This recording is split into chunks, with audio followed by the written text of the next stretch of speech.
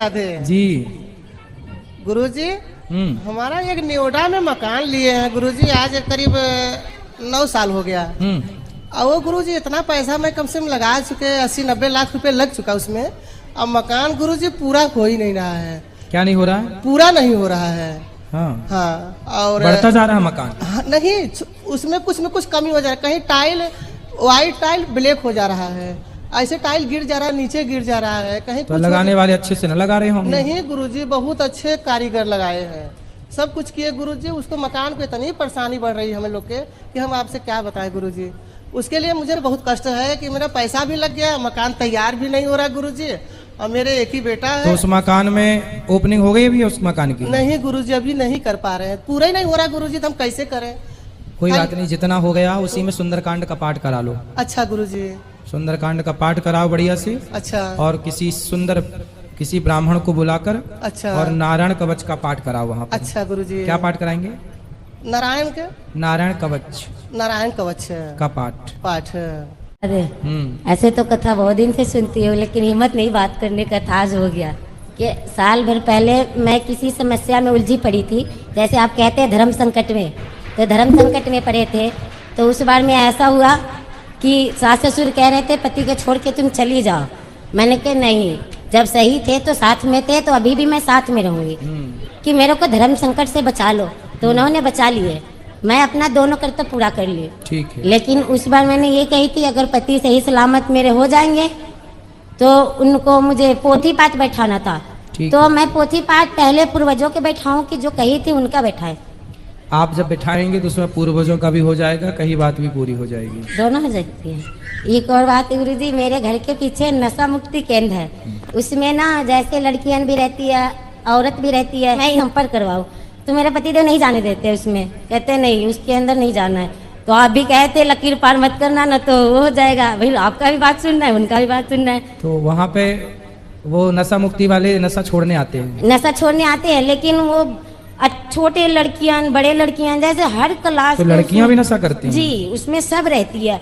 और जब मैं छत पे चढ़ती हूँ ना तो उन लोग को देख के मुझे अजीब सी दर्द होती है कि आप कहते हैं कि बुरे संगत होते हैं, इंसान बुरा नहीं होता है। मैं सोची उनको जाके बताऊं। उनको ये बोल सकते हैं कि वो लोग कथा सुना करें। तो मैं बाहर से गार्ड को तो बोल देती हूँ, पर मेरे पति तो अंदर नहीं जाने देते हैं। नहीं, अंदर जाके भी आप बोल सकते हैं कि आप बेटा कथा सुना। अच्छा। कोई देखे कि कोई आपकी तरफ झपट रहा तो भाग जा तुरंत।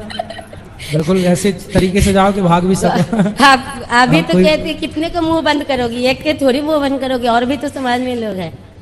ठीक है, आप समझाओ बस कि आप इनको जाने के लिए तो बहुत तैयार थी अभी, लेकिन उन्हें पतिदेव तो खैर 3 साल से कोई बात विचार होती ही नहीं है। लेकिन सास कह रही है कि मैं तलाक दे दूंगी, मगर पतिदेव आ ही नहीं रहे हैं। तो सास अपनी बहू को तलाक देगी? हाँ, सास सब कुछ। सास बहू को तलाक कब से देने लग गई? सासे सब जड़े हैं, जो ऐसे कहेगी वैसे करते हैं। तो ये जाने के तो तैयार है, लेकिन 4 दिन 5 दिन फिर बिना खाना पानी का। तो सास से तलाक होना है कि पति से? पति आ ही तो नहीं रहा है, अगर आ जाता तो समस्या के समाधान ही हो जाता। चलो बात करो। कर रहा था लेकिन वो नहीं आए थे। क्या करते हैं आपके पति? वो हौजरी का काम करते हैं, सिलाई का। तो आपको तलाक क्यों देना चाहते हैं? पता नहीं गुरुजी, थोड़ी छोटी छोटी बातों पे वो कलेशबाजी करते हैं। और मम्मी जी तो आप चुप रहा करो। नहीं, मैं तो 8 साल से चुपी, मैं कुछ नहीं बोलती उनको। तो फिर क्यों तलाक लेना है? अब तो मैं 1.5 साल से यहाँ पे हूँ गुरुजी। नहीं तो जब आप थी तो आप 1.5 साल से अलग क्यों? साथ ही में रहो ना। मैं गई तो थी, लेकिन मम्मी वहाँ वो कहीं चले गए थे ताला वाला लगा के, तो मैं जाती कहाँ। और फिर वो मेन चीज खाने पीने पे प्रबंध कर देती है वो। आपके खाने पीने में? हाँ। आपको खाना पीना नहीं देती? बिल्कुल भी नहीं। कौन नहीं देता? मम्मी। और वो तो बोलते ही नहीं। मम्मी मतलब आपकी माँ? सास। सास खाना पीना नहीं देती? बिल्कुल भी नहीं। अच्छा। 4 दिन 5 दिन, जबकि पापा ने सब कुछ दिया सामान वगैरह, वो फ्रिज में भी हाथ नहीं लगाने देती। और तो और वो ऐसी है। इसको ले आना, कभी हम ही समझाएंगे, शायद समझ जाएं। अभी आए थे मेरे घर के बड़े लोग आए थे ना, तो बातचीत करी थी, तो आए भी थे। और वो कहते हैं हमें तो रखना ही नहीं है। क्यों नहीं रखना? कारण? मैंने बोला था, मैंने माफी भी मांगी। जवान नहीं चलाएगी, मुंह नहीं चलाएगी, घर से बाहर नहीं जाएगी, कमरे से रसोई, इससे ज्यादा नहीं। वो ऐसा चाहे कमरे से उस कमरे में रहना है तो आप रह भी लो ना। मैं तो रह रही हूँ, लेकिन वो छोटी छोटी बातों पे आपको बताते रही हूँ, छोटी छोटी बातों पे। शादी के कितने साल हुए आपके? 8 साल हो गई, 9 भी लग गई। बच्चे? 2 हैं। 17 साल में शादी हुई थी, मैं 25 साल की, एक येरी 2 साल की है, एक 6 साल की उनके पास है। 2 बेटियां हैं? 2 बेटे हैं और वो ये कहते हैं मुझे बेटा दो। आपके पास बेटियां हैं, वो कह रहे हैं बेटा दो। हाँ। तो सास कहती है ऐसा कि पति? सास कहती है। तो सास अपनी औलाद से कहे ना तू ला बेटा। मैं तो बोलती हूँ, मैंने इस बार बोल दिया था, थोड़ी बहसबाजी हो गई थी तो वो बोल रहे थे कि उन्हें बहसबाजी जब करी तो मैंने कहा मम्मी जी आपका बेटा है तो बेटे की जरूरत ही क्या? नहीं बेटा, वैसे भी स्त्री का क्या दोष है? बेटी हो या बेटा हो, इसमें स्त्री का क्या दोष है? गुरुजी मैं क्या बताऊँ, वो तो खुद ही अकेले। ले आना, उनकी बुद्धि भ्रष्ट है, समझाएंगे, ठीक हो जाएंगे। महीना से आपसे मिली हूँ। 16 सितंबर को मैं यहाँ से गई थी तो मुझे जाते ही रास्ते में ही डेंगू हो गया था, डेंगू टाइफाइड, जिस वक्त आप लंदन गए थे। फिर उसके बाद मैं ठीक हुई, मेरा पति का पैर फ्रैक्चर हो गया। फिर दुर्गा पूजा दीपावली आ गई, मैं आ नहीं सकती थी। गुरुजी मैं पागल हो गई। यहाँ पोथी पाठ भागवत भगवान ने सुना, बहू प्रेग्नेंट रह गई। हालांकि उसका मन नहीं था, बोली मम्मी मैं नहीं करूंगी, मुझे 2 लड़कियां हैं, लेकिन पुत्र की प्राप्ति अब होने जा रही है। होने जा रही है। वाह। हाँ, ये भागवत जी की कृपा है। गुरुजी मैं 2021 से आपका नाम ली थी, तो मैंने तब से मेरे दिल में तमन्ना है कि मेरे शहर में आपकी भागवत हो। लेकिन शहर? गुरुजी मैं आपको बहुत प्यार करती हूँ, पुत्र के रूप में, बेटे के रूप में, गुरु के रूप में। गुरुजी मैं आपको अपना प्यार का मैं वर्णन नहीं कर सकती हूँ। गुरुजी मैं, आप देखते हैं मैं रोज दौड़ के आती हूँ, आपका यहाँ दर्शन नहीं हुआ तो मैं गौशाला भाग जाती हूँ। लेकिन हमको पता है कि अब मैं दिसंबर के पहले नहीं आ सकूंगी। क्योंकि बहू को नवरात्रा के पास में होने वाला है। ठीक है, तो फिर तो थोड़ी घर की भी तो सेवा करनी चाहिए ना गुरुजी। बाल गोपाल को लेके आइएगा। हाँ हाँ हाँ हाँ, उनको ले कि आरती बाद में करो, पहले भगवान को भोग लगाओ। तो क्या पहले भोग लगाना चाहिए? जो आप कर सको सब सही है, सब सही है। अच्छा गुरुजी, भोग लगाओ या पहले आरती करो, ये तो जो आपका भाव है, कोई दिक्कत नहीं है। अच्छा गुरुजी, जैसे कि गोरी गोपाल में जो गाय दान होती है, अगर मान ले कि मेरे हस्बैंड थोड़ा आना जाना बाहर उनको कम मन करता है, मूड हो तो आ भी जाते हैं, एक बार आए भी थे, आपसे बात भी किए थे, लेकिन मान ले अगर वो नहीं आ सके और हम अगर गाय दान करें दोनों का संकल्प करा के, तो क्या उसका पुण्य उनको भी मिलेगा? हाँ, तभी तो इतनी सारी गौ माता है। अच्छा गुरुजी प्रणाम। गुरुजी आशीर्वाद दीजिए पूरे परिवार को, पूरे खानदान को, आने वाले बाल गोपाल को, बहू को आशीर्वाद है। हाँ बहू। अच्छा गुरुजी। बोलो बेटा। गुरुजी राधे राधे। आपको चरण में कोटि कोटि प्रणाम। खुश रहिए। मेरा सवाल है कि ये माता लक्ष्मी नारायण के चरण क्यों दबाती है? माता लक्ष्मी नारायण के चरण क्यों दबाती हैं?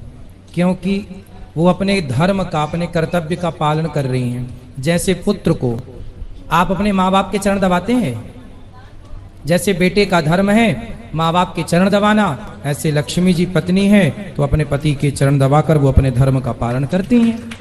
हर नारी को दबाना चाहिए अपने पति के चरण, वो धर्म का पालन कर रही हैं। और एक प्रश्न है, ये पृथ्वी पहले आए थे या पहले आए थे? पहले भगवान जी आए कि पहले पृथ्वी आई? भगवान तो पहले से ही है।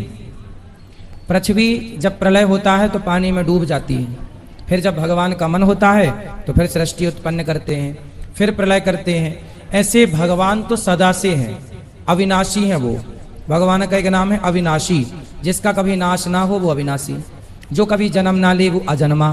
तो भगवान सदा से हैं। ये पृथ्वी बनती और बिगड़ती रहती है, जैसे हम लोग जन्म लेते हैं और मर जाते हैं, ऐसे पृथ्वी भी मर जाती है, मतलब प्रलय हो जाता है, खत्म हो जाती है, फिर ये क्रम चलता है। पर ये बहुत हजारों करोड़ों वर्षों बाद महिला ने महाराज से भरे स्वर में अपना प्रश्न रखा, जो न केवल उसकी व्यक्तिगत पीड़ा को दर्शाता है बल्कि एक बड़ी सामाजिक समस्या की ओर भी इशारा करता है। महिला ने कहा कि वह पिछले कई वर्षों से अपने घर को पूरा कराने की कोशिश कर रही है, लेकिन लाखों रुपए खर्च करने के बावजूद उसका घर अब तक बनकर तैयार नहीं हो पा रहा है। महिला की बातें सुनकर सभा भाव खो उठे। उसने बताया कि उसने घर बनवाने के लिए अपने जीवन भर की जमा पूंजी खर्च कर दी, मजदूरों और ठेकेदारों को मेहनत ताना दिया, लेकिन फिर भी वह घर की छत अब तक नहीं डाली।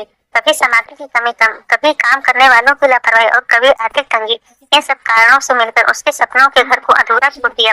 महिला ये भी बताया कि वह मानसिक और आर्थिक रूप से पूरी तरह टूट चुकी है। उसकी एक ही इच्छा है कि उसके जीवन में एक बार उसका घर पूरा हो जाए, जिससे वह चैन की सांस ले सके।